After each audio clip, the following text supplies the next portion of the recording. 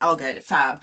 I'm not gonna kind of read out, like I try not to do that, at least in a kind of informal context, but I wanted to kind of, after kind of Panorama finished, I started thinking about like what was successful about it. Why weren't we able to get Federation operationalized? Moving back into Scotland and working now with Beth, Jen Muir, and the Scottish Safe Haven Network, I've been thinking again, okay, what makes like a federation move from a kind of thought exercise or project-based approach into a kind of real operational kind of how organizations do this, and what would be helpful to get organizations to this point. So started thinking very much around, well, like what other things are out there that help organizations do things in practice?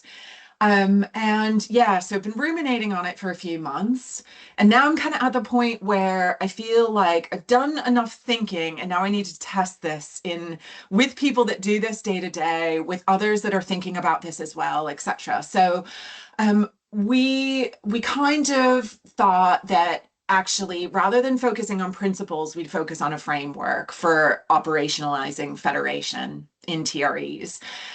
And I'll come on to why we thought a framework was particularly useful, but kind of what the thought process was from getting to thinking about federation broadly, but then thinking about a framework for operationalizing. So just to kind of refresh everybody's memory, like where this kind of started from. So Panorama was one of the Dare UK early adopter projects where we originally set out to think about and ask the question, using the tools and the capabilities being developed by Treevolution, can we enable real world federation using Treevolution tools, technologies, capabilities? So the original partnership was between the Yorkshire and Humber, Northeast, North Cumbria, and Northwest secure data environments. The project was led by the team at Sheffield University, so it was a really interesting collaboration between research, SDE practitioners, and this kind of cross-sector group coming together. We had a fairly substantial population, so 15.5 million, in terms of our kind of population across our footprint. And originally, our original proposal was just, we're going to test the standard architecture for trusted research environments, the five SAFEs trusted execution service, and that's probably I'm probably saying that wrong, but and then the semi-automated checking of research outputs. So SATRA, 5SAFEs, TES, and SACRO. All of those tools are being designed to support that UK-wide federated sensitive data ecosystem, very much drawn from that Dare UK federated architecture blueprint and helping organizations kind of technically federate. And we were thinking when we originally put in for Panorama, we were focusing very much on those feasibility assessments of the tools in real world environments, and thinking about, okay, well, actually, not only do we have to get it working in our environments, how do we actually get it working across our siloed environments, which were on different technical platforms, had different kind of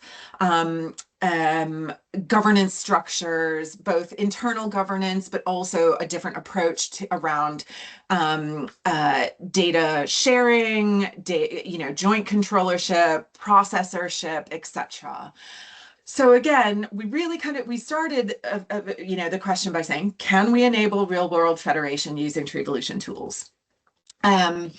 So I'm not going to go through each work package, but we basically got to a place where we kind of said, either we could get a test running or we could get the tools running across each of our individual environments, but making the leap from having it work in the individual environments to working across the environments was like a totally different proposition. Um, so we kind of collectively, as that project team, started thinking more about, okay, we have them working in each individual environment, or we can even send like tests or create something that works across the environments. But actually, how do we really kind of operationalize this? And originally we were kind of thinking, oh, well, the benefit of federation is that it allows you to operate kind of independently, brings you together, etc., in terms of like the agreement layer. But more and more that I've been thinking about this subsequently in terms of like writing that final report and thinking about now and working back with the Scottish Safe Haven Network, it very much became you can't just have it working, things working individually. You actually have to come to a kind of completely different operational layer.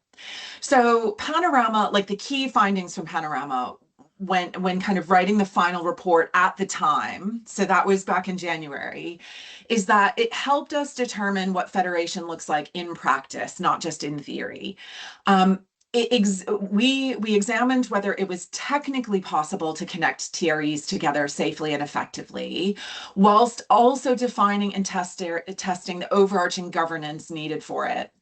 And we tested that acceptability with the public, which was really helpful in kind of us thinking about how we would do things in practice.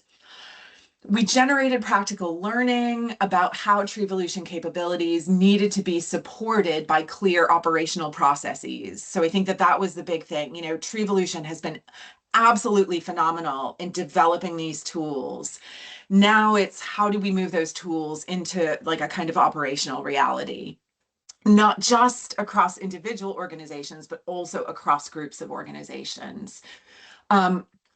We realized that we needed shared definitions, but also we needed structured onboarding of any kind of like tools or kind of ways of working to work effectively across sites. And at the time, we hadn't really thought like meaningfully about why we were producing kind of supplementary reports. Other than, oh shit, we didn't actually get certain things fully operational. So we have to actually talk at least about the thinking behind how we would get to a fully operational kind of way of working. And then 6 months later, here we are. And now I'm actually realizing the crazy method to the madness at the time actually matters quite a lot in an operational context. We are those outputs provided or will provide organizations with clear and practical understanding of what federation requires, and crucially in everyday operational settings. And then our kind of final like main point of the kind of final project report was technology and capabilities on their own are not enough.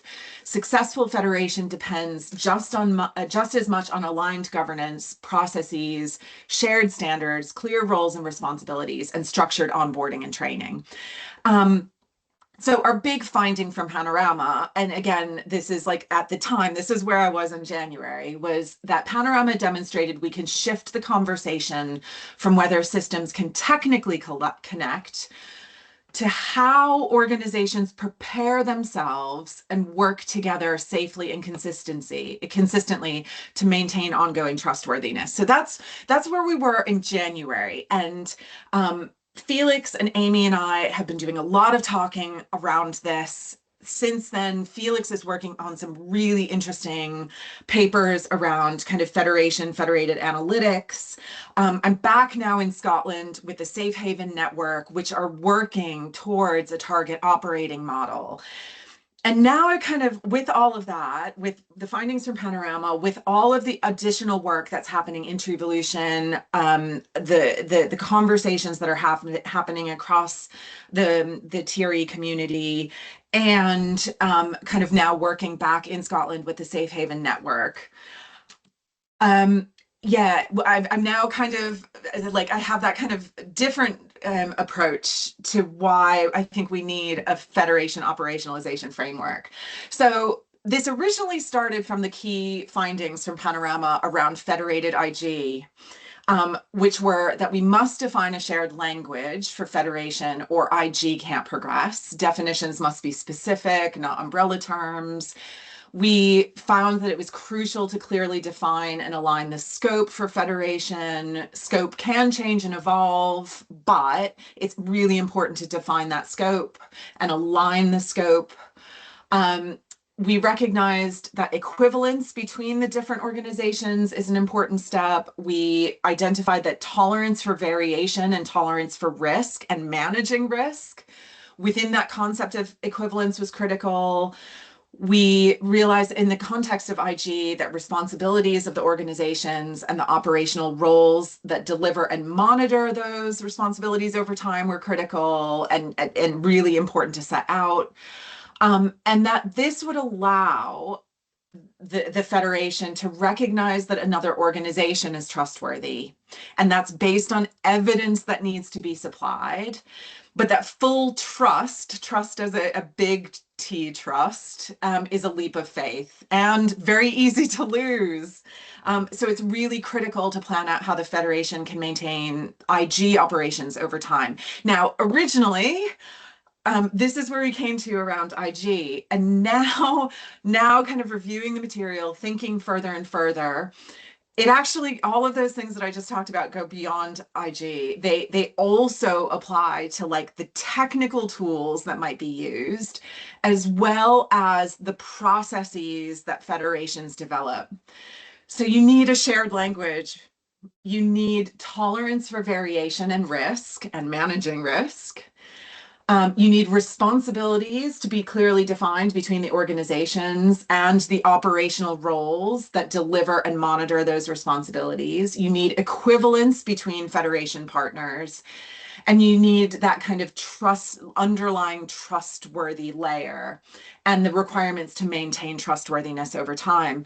So it wasn't, at the time we were thinking those were the criteria for IG, but actually when I started reviewing our federated technical development policies, when I started thinking about some of the things that we did around SOPs, around output checking within a federation, either with an aggregator or without, it became really clear that what we thought about IG actually applied to IG, technology, operations.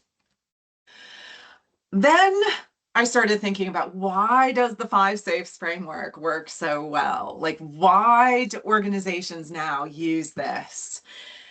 And the 5 Safes framework is so important because although we have a principle, and the principle is that sensitive data can be used responsibly when governance, people, environments, and outputs are managed together as a system. So that's the principle, but the framework, the 5 Safes framework, works so well because it actually allows you to operationalize that principle. You take, so the principle in and of itself is too abstract, but when you break it down into a framework like safe people, safe projects, safe settings, safe data, and safe outputs, that allows you to then move into operationalizing what safe people looks like in the context of, who are you allowing to access the environment, and what are the criteria that makes a person safe? How do you assess whether a project is safe, and what are the criteria? How do you assess whether the setting is safe, and these are the criteria, etc. It also allows for some variability, so you don't have to create a bog standard kind of way of doing things. It allows for variation, but it allows you to also assess equivalence. And this is why organizations love the 5 Safes framework, because it's kind of saying, look, if you can adhere to this framework around all of these safes, you can have some variation. Organization A might be set up in this way, organization B might be set up in this way, but if you agree that they all meet the kind of underlying kind of framework requirements or framework objectives, let's say, that allows you to kind of say, yes, operationally, I now meet that principle that sensitive data can be used responsibly when governance, people, environment, and outputs are managed together as a system. Right. So now we're at the point where I'm thinking beyond panorama, where we're kind of collectively thinking about federation. So why is a framework for operationalizing federation kind of critical? So we have national and international initiatives like ADR UK, Administrative Data Research UK. We have the Health Data Research Service. We have DARE UK's Federated Architecture Blueprint. We have Treevolution. We have the European Open Science Consortium and all of the work that they're trying to do in Europe now to federate. And coming back to like why this actually matters is that federations must be supported by clear operational processes, shared definitions, structured onboarding, oversight, and collective maintenance to work effectively across sites. So the ambition of all of these bigger collectives is not just to do things in a one-off sort of way or on a per project way, but to kind of do this as an operational reality. So like operationally, we do this kind of as a whole system approach. And this comes back to like that thinking that federation has to necessarily exist as a separate organizational layer to the individual organizations that make up the federation. And I think that I'm at the point now where federation does require, again, in terms of that operational context, it does require its own operational model. So it does require, but it requires all of those individual organizations to agree on what that operational layer looks like, agree on how you run it, and agree on how you maintain it and develop it over time. So I think this is where I've kind of come to, which is persistent federation as like a principle.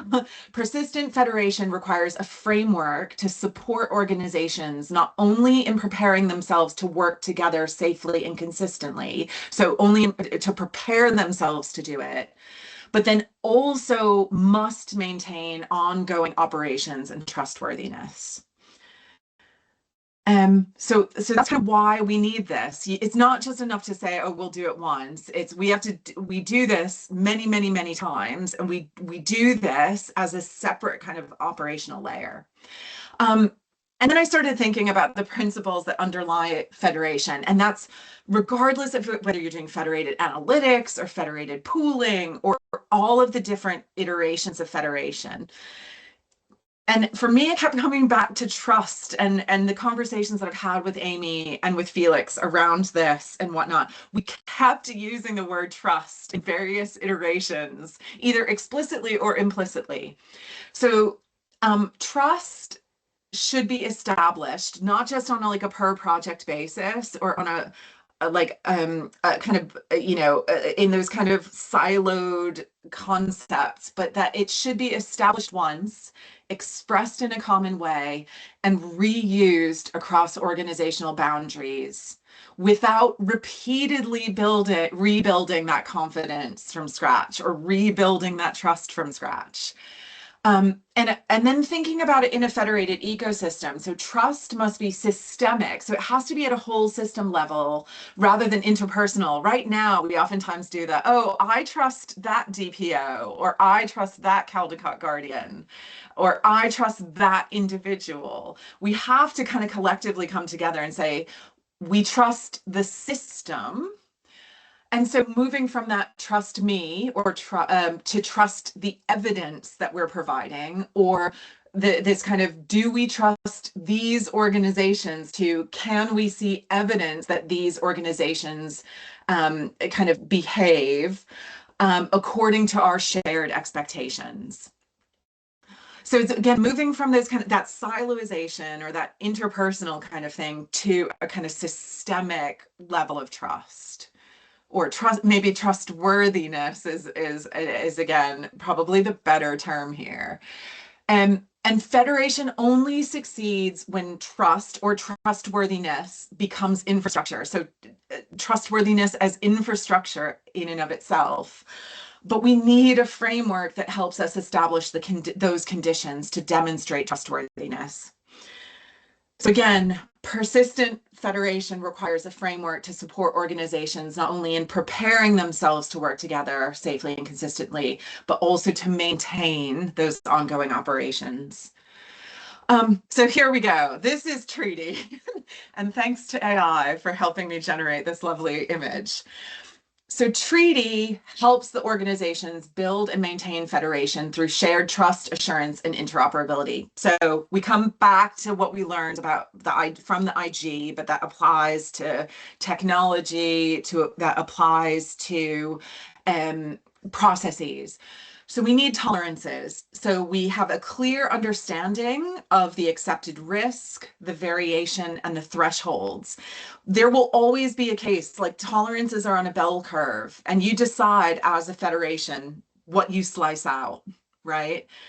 We've seen from recent kind of security incidents where we're now kind of collectively coming together as a community and saying, yeah, data, sent out from trusted environments is no longer within that acceptable tolerance.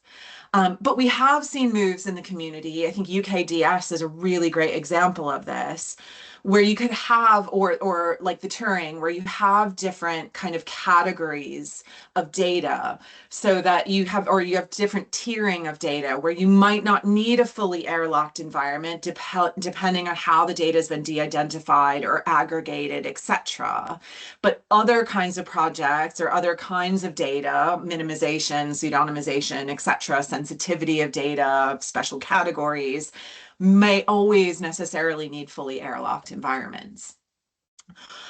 Responsibilities. So we need explicit, agreed, understood roles, duty, and accountability across the federation. And this is really critical. Who does what? How do they do it? And most importantly, why do they do it? So you know exactly what part within the federation, who owns what part of it, both individually and collectively. We have the concept of equivalence. So it's recognition of comparable governance or operations. I mean, I put governance here, but it could be technical controls, assurances of outcomes, etc. So it's really trying to say that although maybe how the design and development or whatever of your infrastructure is different from mine, you're on-prem, you're AWS, you're Azure TRE, those things are like, although they're technically different, all of the kind of control mechanisms around the technical infrastructure mean that it doesn't matter that there are those different permutations, because they all meet, and they're all of the kind of security controls, data management, processes, information governance, etc., are equivalent. So it doesn't matter that you have a joint controller relationship and you have a controller processor relationship. Do you have everything that you need to say that that way of working is equivalent? Aligned scope is critical. So it's a shared understanding what the scope of the federation is, the boundaries, and the appropriate use. So again, this is so much around saying, this is what we do, and this is what we don't do. Some federations may only support federated analytics. Some federations may support pooling. Some federations may do both, but it's actually being really clear about what the scope is. Some federations may support AI, some may not, etc. But it's really about being very, very clear what is included and what isn't included. And then this all leads to kind of that evidence that there is a kind of trustworthy layer. And that trust is monitored. So you don't just have trust and it extends indefinitely. It's monitored, reviewed, and improved over time. So, open discussion. Does this make sense? Is this lunacy?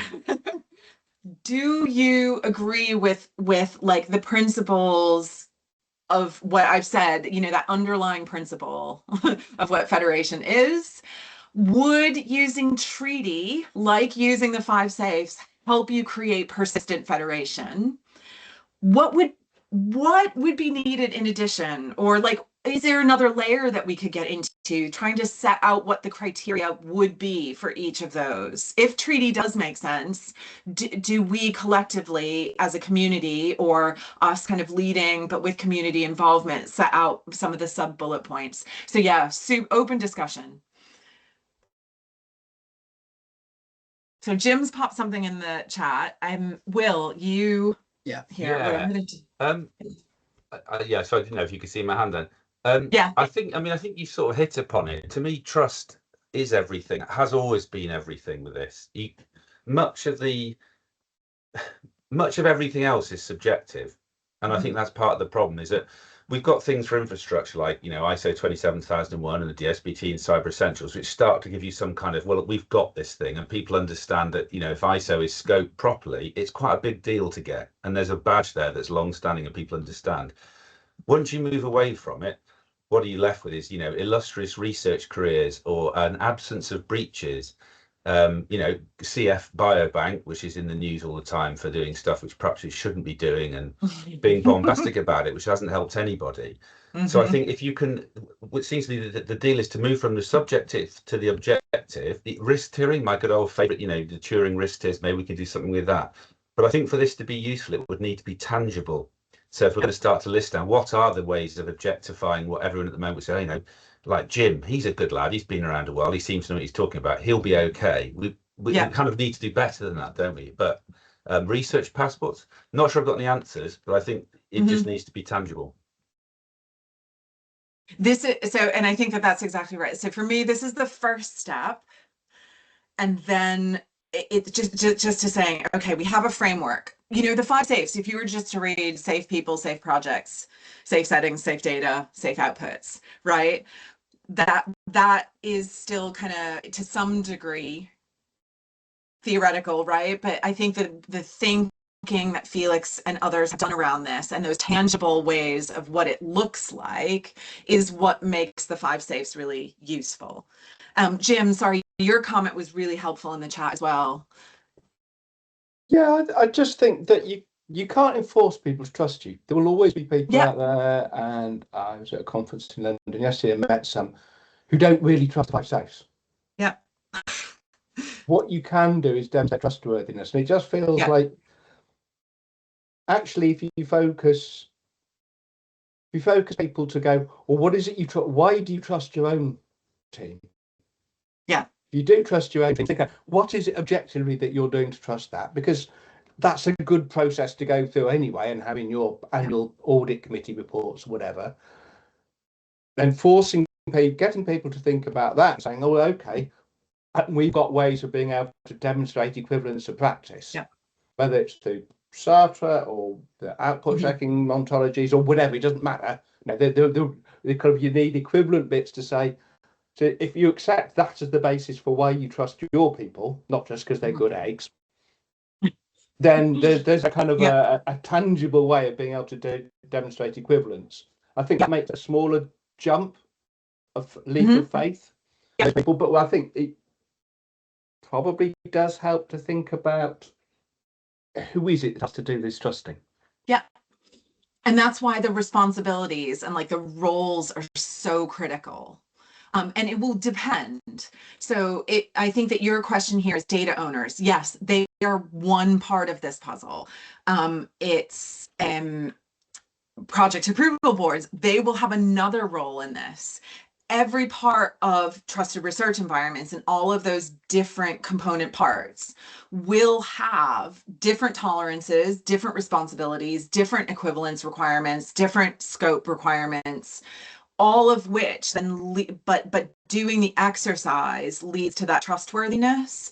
And I think maybe what I'm hearing from you, Jim, is I should stop using capital T trust or trust as a concept, but use the term recognizing trustworthiness or demonstrating trustworthiness, rather than saying, because actually as I kind of alluded to earlier, trust in and of itself is a leap of faith. Sometimes you will never actually take that leap of faith in spite of the evidence all being there, but you can live with, okay, they've demonstrated enough to me that I'm willing to accept this. I think am I hearing kind of what you're saying? No, absolutely. And this yeah. is, bear in mind that I come from 30 years of trying to get people to persuade AI-based solutions, and you can't. It doesn't matter how much you demonstrate. It's great. Some people will never. You can't.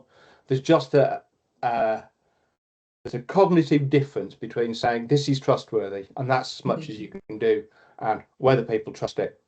Yeah. And and we talk about that a lot in public engagement too. We can never actually say the public trust this, but we can say we provide information, and the public that we've talked to seem broadly supportive of this, or they have said this seems like a sensible approach, etc. So okay, I'll take all of that away and just think about like how I use this language and how we use this language. Kate.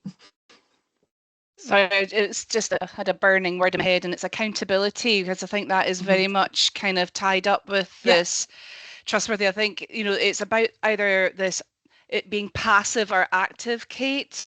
And sort of around what Jim was saying, who are we actually asking, to, in terms of the trust, and where's the accountability, and who's holding who accountable, because always with a framework or with some kind of governance, there should be that ability to hold accountable, to measure, to have that audit and compliance, to demonstrate. It's all that evidence which builds the trust, and helps to kind of reinforce the trust by evidencing the accountability, I think. And of course that ties back, boring old IG head on there, ties back with the whole sort of data protection accountability and things like that. So it's visible and another bit of a tangible sort of thread. Yeah. And I think that's why hopefully you can still see the screen. I did have accountability under the responsibilities. So I think it's hurrah, I ticked that off. Yeah. I just think it's one of these things. It's like it tends to get forgotten. I think a little bit in the principles of the UK GDPR, and I like to see that sort of shoved up. Yeah. And then I think again, I didn't put it under trustworthy, like under the text under trustworthy, but it does say monitored, reviewed, and improved over time. But maybe I referenced there again that kind of the reiterate accountability under that section as well. It's tied in for me just so much with just eliciting trust, I think. Yeah. Perfect. Felix. Yeah, so we talk quite a lot about sort of specific measures and ideas in here, but I think one of the things that we're trying to do here, or Kate's trying to do here, is narrow down that band of uncertainty, but not get rid of it, because these are all fundamentally subjective measures. Everything that we do here, everything we want to do, is about our views on risk and acceptability or not. We can't get rid of that, and we certainly can't say, okay, this is therefore solid and this one isn't. Even something like sort of getting your ISO specification, well, okay, that is, you've met a specification, that is not the same as your risk profile or your assessment on here.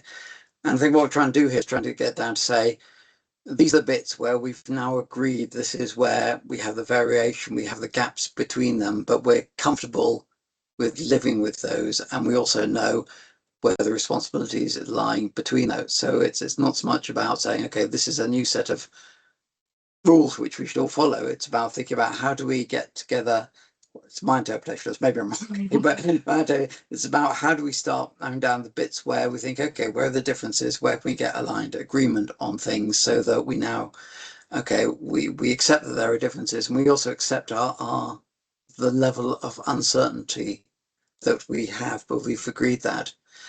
And this is ultimately going to come down to a human thing, talking to data owners about example processes, and what they want is they want a trustworthy process. They don't really want to have to go through and view it, sign that. They want someone to tell them this is trustworthy. And this is another element of trying to say, okay, this is the sort of thing where we said, this is where the variance comes in, this is where the tolerance comes in. So for my mind, this is about not about saying, okay, again, there's another list of things you match up to. It's about trying to say a way of working that you that we're clear that where there are differences and where there are uncertainties, we're clear where those arise, and we accept that as a necessary condition of being able to federate. Ultimately, that's what every organization does internally anyway. It internally makes these decisions. It's just now you've got two organizations, so they have to agree on it. So it's making the implicit decisions that an organization takes into explicit ones because it's needing to be shared. Perhaps. No, Felix, I think you've actually summarized really clearly like what I was trying to get at, and that there, what I don't want to do is be prescriptive about saying you must do this, you must not do that. That isn't up to us to say, but it is kind of saying this is a framework that helps federations get to that point themselves, right? And get to that point where they have identified risks, they've identified roles and responsibilities, they've identified accountability, they've done all of this work.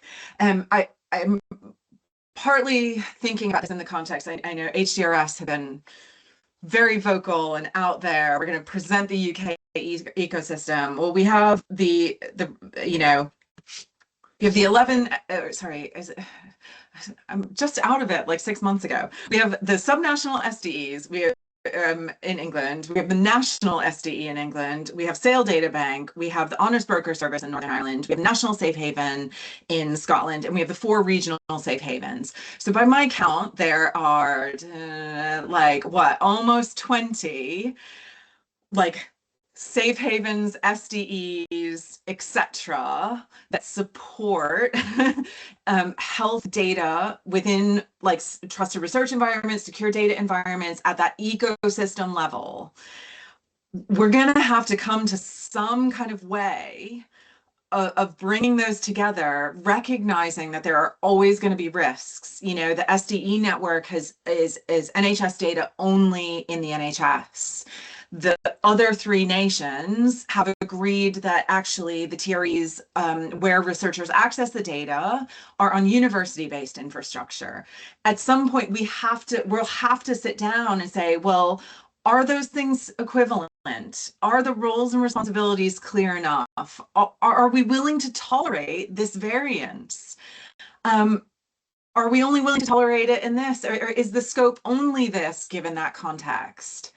Like, you know, and we are going to have to work these things out. And so I think that Felix, what you were kind of saying was around the uncertainty, subjectivity, and acceptable level of difference, acceptable levels of risk. Maybe there isn't a willingness to tolerate for certain kinds of projects, but there will be for others. Sorry, Will, you're next. Oh yeah, I was just thinking about the like carrot stick thing, right? There's almost no stick in our world, it seems. I mean, the worst that happens is that, you know, there's a cock up or a misuse of whatever, like the Bank thing, and then the media go to town, don't they? It's all awful, and Polly Toynbee has to come to their defence. The ICO is absolutely lame, and it's seen time and time again. It will not fine in any meaningful way our group of people. Great in some respects, but from the public's perspective, it just seems that we can do what we like. And I wonder if part of the problem here is that we can accredit the infrastructure because that's quite easy. The people and processes, it's harder. And if there seems to be no stick, then our image is subject to the baying hounds of social media. Again, sorry, I don't know how to fix it, but it just seems to be a problem. And again, I think that this is that it's such a good point. And it is one of those things where, again, so much of this is subjective. So each organization does have its individual interpretation. I think that's one of the challenges with federation, isn't it? Is that each organization has made their individual kind of interpretation, but we don't have, but all we can do is kind of say, this seems to be the industry standard. And then again, it comes down to, are we willing to say collectively as an ecosystem, this is now the industry standard, and people that don't meet that industry standard can't be included? Or are we willing to accept variation? You know, Sale Databank still has anonymization in their, you know, corporate language. Are we, you know, is that an outlier, or are we sufficiently comfortable with the evidence that they supply around anonymization? And I don't have the answers. I guess what I'm saying is, what we're trying to do here is provide a framework for organizations to talk about that and talk about those differences. Beth, sorry, you come in. Thanks. So firstly, this is great. Thank you so much. Starting to like pin down like the nebulousness of it. I think I really like it. It still feels a little nebulous to me in that when you talk about the 5 safes, like for safe people, for example, we all agree that the next logical step of safe people is safe training. And that's a key factor that makes them safe. So taking tolerances, for example, I can't think of an example of any tolerances that seem acceptable to me. And it's not that they don't exist, it's that I'm not crazy enough to think of them right now. So I think I think what's missing for me is kind of like some case studies, and I agree that you don't want to be too prescriptive, but just some examples of like, what does this look like practically? Because I'm not, it's like the slightly missing thing for me, but I do think it's great. And I completely see what you're trying to do with the not making it prescriptive. There just isn't that next step for me. And I think it could be the fact that this is so new, that there's not the industry standard. You know, we all agree that safe training is the industry standard. So that feels like an easy win. So it could be that it's new and it just needs time for us to develop those. I think that's such a good point, and that's where it's really hard to try and create a framework for something that is still in and of itself kind of almost, you know, I think, and Andy, I'm not picking on you or the SDE network, but I think it's really interesting that the original kind of this kind of round of driver projects was originally using the term federation and has now moved to multi-SDE. And I think that this is a really good example. And even the Safe Haven network, you know, we're struggling to kind of say what federation is versus what a target operating model is. And I think actually, Beth, so this is really helpful in like next steps. Actually, maybe this is where we start doing this in, I don't know where that, let's see. There, like the next step is actually doing those case studies and showing what this could like in practice. In Panorama, one of the things around tolerance was really interesting. Only one of the environments that we assessed was ISO 27001. And all 3 were NHS DSPT, but some were on NHS DSPT 2 and one was on NHS DSPT 3. But what we ultimately came to was used SATRA to help us kind of assess whether, okay, well, it doesn't actually matter that you're ISO 27001 and we're not, because actually these are the things that we're really looking for. So maybe that's like an example of like what I mean by tolerance, is like we were willing to say ISO doesn't matter in this context, because actually even if we were all ISO, our Annex A controls would all be different. It would just be the kind of management criteria that's the same. And so actually ISO 27001 just saying, oh, we all have it, isn't enough. It's doing that additional work.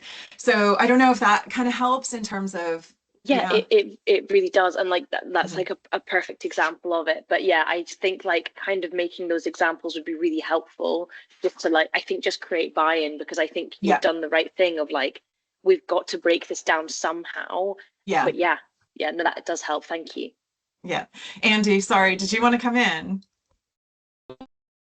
No, it was just a small point. The reason we moved away from federation to multi-ST projects and e-network was really because there was an argument about whether data pooling was actually federation or not. And a great deal of our projects at the moment are data pooling.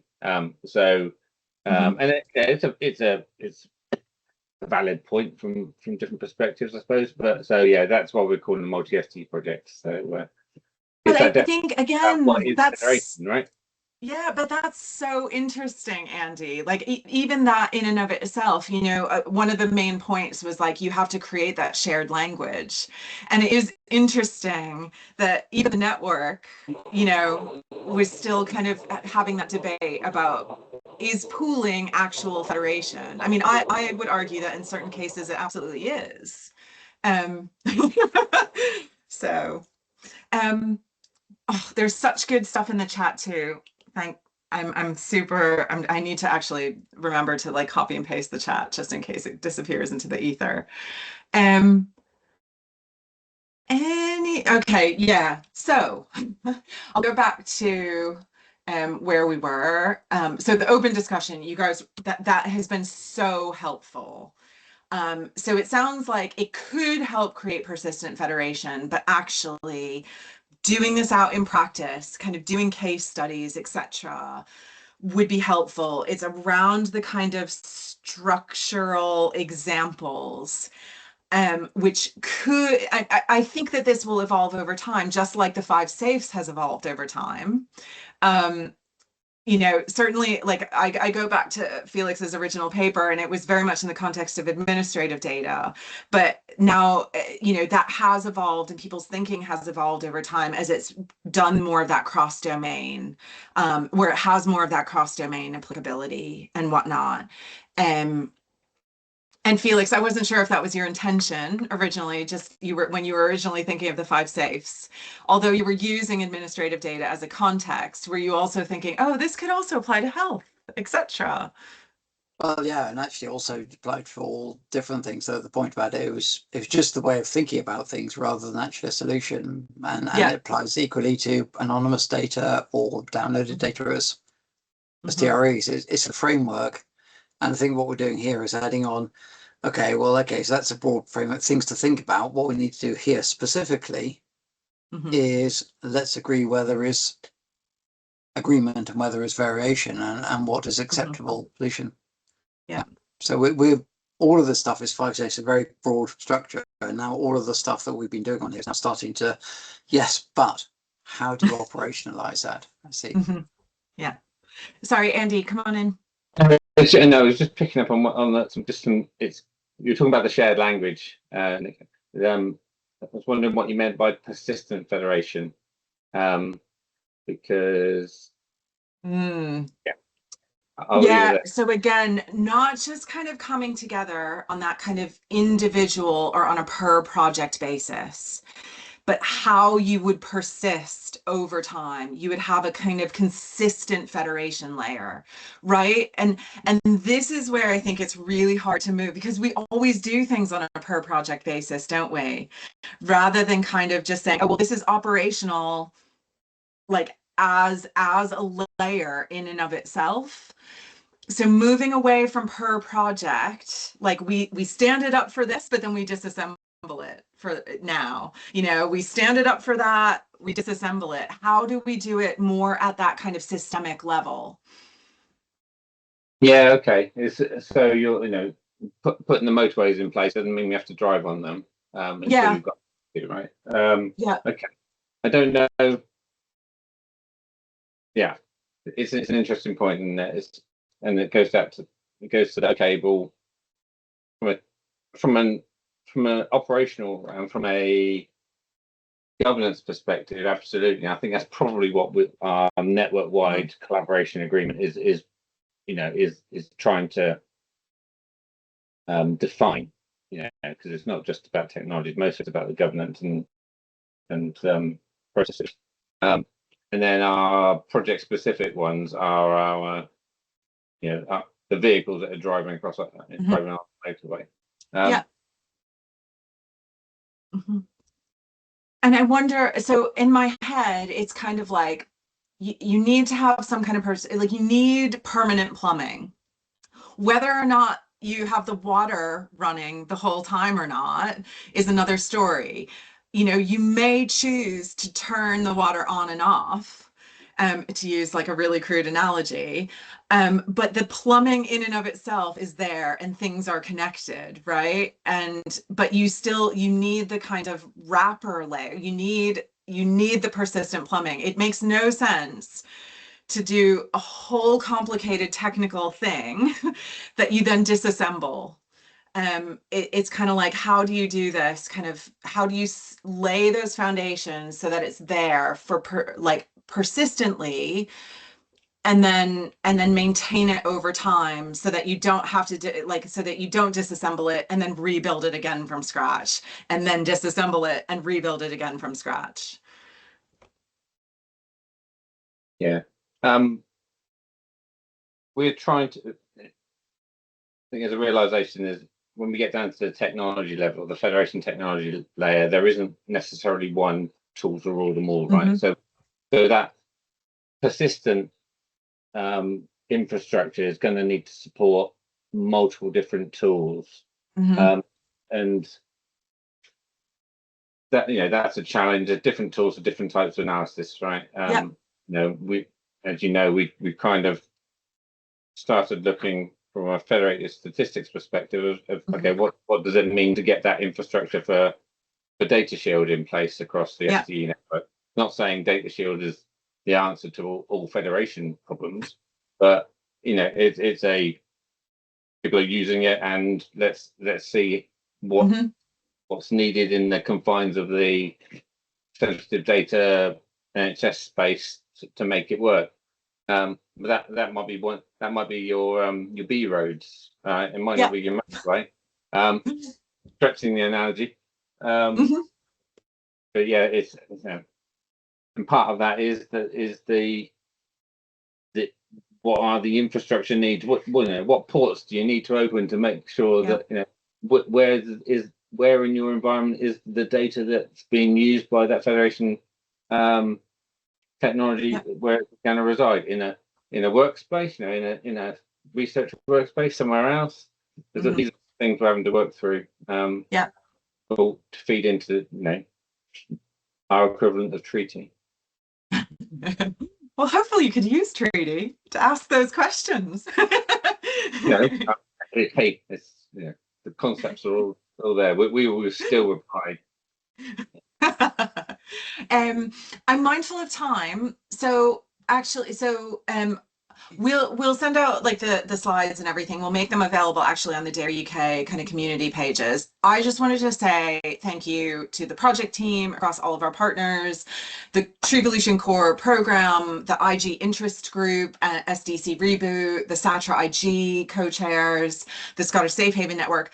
Special thanks to Katie Bishop, who is part of my team at Sheffield doing the IG stuff, Diane Pallister, who is doing all of the SACRA stuff, currently at RDS, Beth Gilbert and Jen Muir, who have been hugely helpful because they've been working on target operating models, safe haven network governance, etc.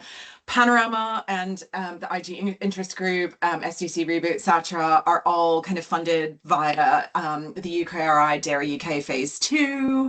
And yeah, so again, if you're interested, so I'm thinking next steps is a white paper, potentially doing some collaboration cafes, both with Treevolution, but also the TRE community.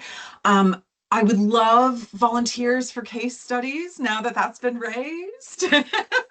I'm sure Beth, you and Jen would be happy to help do that for Scotland. Andy, I might pick your brain for the SDE network.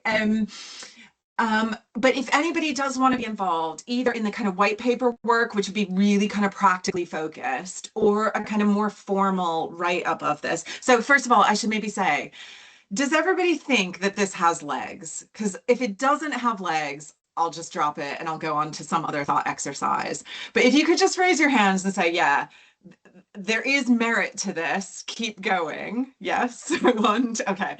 There's a few people saying yes. Okay. I'm going to keep going. But if anybody wants to be involved, either in like the practical stuff or more of the formal stuff, just ping me. I want this to be like very much crowd, community driven, etc. Yeah. So thank Great. you. That's all. Thanks very Thank you. Thanks, Kate. Thanks, Kate. Thanks. Thanks, everybody. Thanks, everybody.